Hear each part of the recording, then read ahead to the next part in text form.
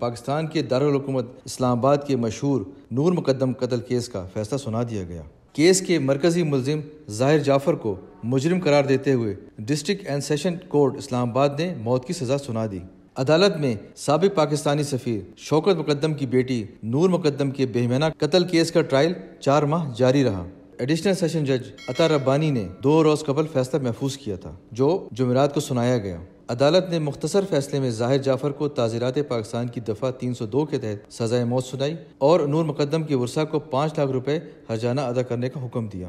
اس کے علاوہ دفعہ 364 کے تحت ملزم کو 10 سال قید اور 1 لاکھ جرمانے، دفعہ 342 کے تحت 1 سال قید، دفعہ 376 کے تحت 5 سال قید اور 2 لاکھ جرمانے کی سزا بھی سنائی گئی۔ قتل اور دیگر جرائم میں اعانت پر فیصلے میں شریک ملزمان مالی جان محمد اور چوکیدار افتخار کو 10 سال قید اور 1 لاکھ روپے جرمانے کی سزا سنائی گئی۔ عدالت نے تھراپی ورکس کے مالک طاہر ظہور سمیت تمام ملزمان، مرکزی ملزم کے والدین، والدہ عصمت آدم اور والد ذاکر جعفر کو بری کر دیا۔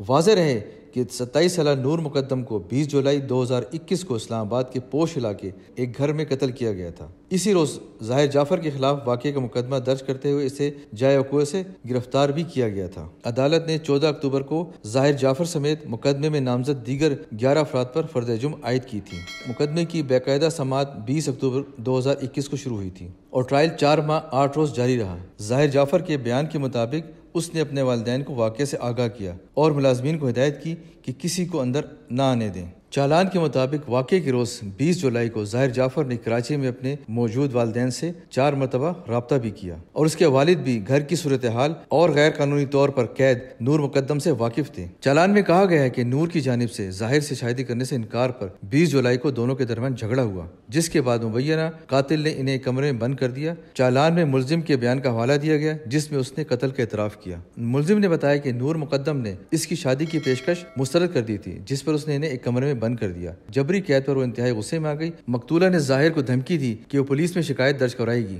نور کمرے سے باہر نکلنے میں تو کامیاب ہو گئی تھی اور گھر کے مرکزی دروازے کی طرف بھاگی، لیکن سیکیورٹی گارڈ افتخار نے انہیں باہر جانے نہیں دیا۔ FIR کے مطابق ان کے پوچھنے پر ظاہر جعفر نے کال کر کے بتایا کہ نور اس کے ساتھ موجود نہیں۔ تاہم 20 جولائی رات 10 بجے انہیں کوہسار پولیس اسٹیشن سے ایک کال موصول ہوئی جس میں انہیں بتایا گیا کہ ان کی بیٹی قتل ہو گئی ہے۔ تقریباً 4 ماہ سے زائد عرصے تک کیس کا ٹرائل چلتا رہا اور اسلام آباد کی ماتحت عدالت نے ظاہر جعفر کو موت کی سزا سنا دی۔